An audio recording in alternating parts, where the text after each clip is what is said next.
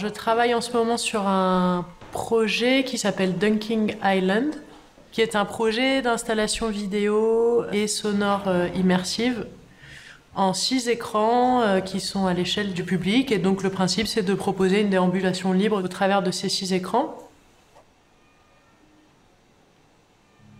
Le sujet de Dunking Island est la problématique de la montée des eaux et de l'érosion côtière dans la baie de Dakar et de ses impacts sur l'île de Gorée, qui est une des îles mémoire de la traite négrière, enfin de la traite atlantique. Je ne voulais aborder l'île de Gorée et l'espace océanique que depuis l'océan. Donc de là a découlé tout un premier temps d'apprentissage de la plongée, qui est une pratique que je ne savais pas faire avant de démarrer le projet. À chaque rapport avec les fonds marins, que ce soit de la surface au fond, j'ai cherché des dispositifs de captation particuliers, qui essayaient de retranscrire ce milieu qui me paraissait singulier. J'ai tout filmé en lumière naturelle. Ça, c'était très important pour moi. Donc, accepter que parfois, on est tombé dans des brouillards sous-marins, on voit plus rien à l'image, c'est trouble. Accepter que parfois, il y a tellement de turbidité qu'on voit que les petits grains de turbidité, et du coup, ça donne de la texture. Mais toutes ces choses-là, moi, m'intéressent bien évidemment. Je me suis beaucoup questionnée sur comment est-ce que le plan fixe peut amener un rapport au paysage. Les fonds marins, on les considère pas dans la représentation culturelle, quand bien même l'océan est à la base de la construction du paysage.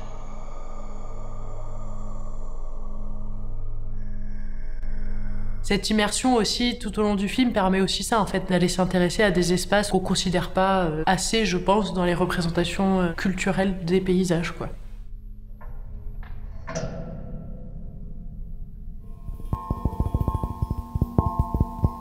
Au niveau du travail sonore sur le projet, je recherche plus à composer beaucoup sur plutôt des fréquences et des notes qui vont mettre dans des états émotionnels particuliers. Je travaille en collaboration avec 2 compositeurs.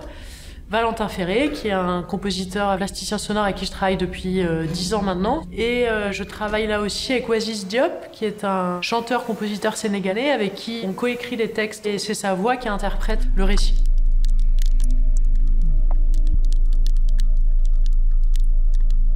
Ça m'intéresse pas forcément d'avoir un raccord image-son dans mes films.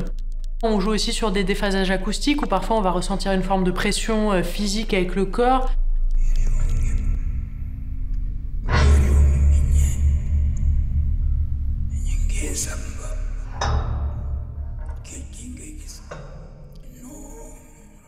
Ce film brasse pas mal de questions qui sont très infusées avec ce territoire à Dakar.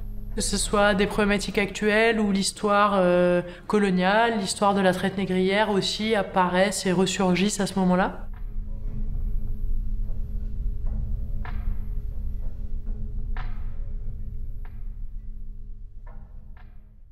J'ai besoin de passer du temps en immersion, sur place, dans le territoire, pour capter un ensemble d'images, et à partir de là, j'ai ma matière première, comme un sculpteur aurait son bois ou son plâtre ou sa résine.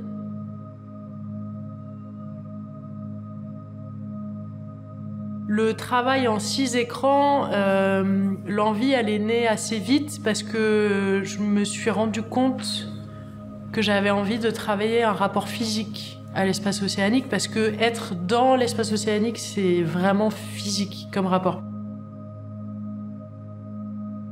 Et ce qui m'intéressait aussi pour travailler ce rapport immersif, c'est de filmer une même situation, mais selon différents angles. Parfois, les angles sont très proches. On a l'impression que c'est la même image. En fait, on se rend compte que c'est pas du tout la même image. C'est ça qui amène aussi beaucoup ce côté immersif. C'est-à-dire qu'on n'a pas qu'un seul point de vue de caméra.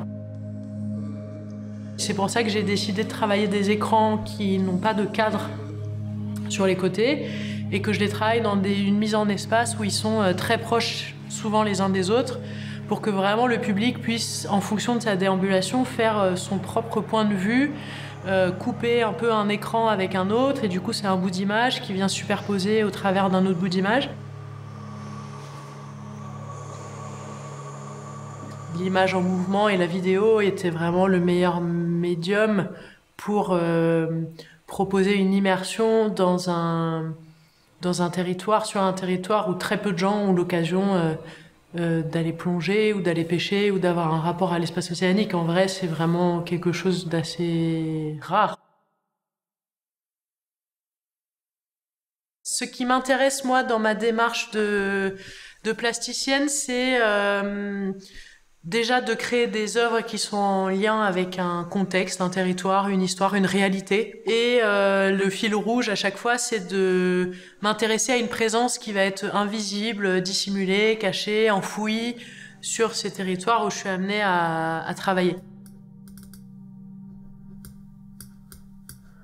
Tiens, lui par exemple. Le Cornelius. Lui, il a environ 30 000 nautiques, cap 180, plein sud. Bon, celui-là, il doit venir du Brésil. Ah non, de Chine, tiens. Il est parti de Tianjin le 6 décembre. Ce que j'ai trouvé complètement fascinant avec le fret maritime, c'est que plus cet échange mondialisé est devenu énorme et gigantesque, et plus les bateaux sont devenus gros, moins on les a vus depuis le littoral. Et ça, j'ai trouvé ça absolument fascinant. Le port de Yantian. Ensuite, il a fait Singapour le 20. Mais ce film m'a pas semblé suffisant pour traiter ce sujet-là, tellement c'était incroyable. Et du coup, j'ai eu le besoin d'en faire un travail de recherche en cartographie, où j'ai repris donc les trajets des bateaux, que j'ai redessinés à la main. Et déjà, je me suis rendu compte que c'était un nouveau monde qui se dessinait. Ensuite, j'ai voulu éprouver un peu cette cartographie par le procédé de la gravure en taille douce, jusqu'à épuisement. Au lieu de plonger une fois la plaque dans l'acide, je l'ai fait 9 fois. Donc au fur et à mesure où à chaque fois j'ai plongé puis imprimé entre chaque étape, il y a une dégradation de l'image qui se fait, un peu comme une métaphore de l'impact de ce fret maritime sur les espaces océaniques et les espèces océaniques aussi.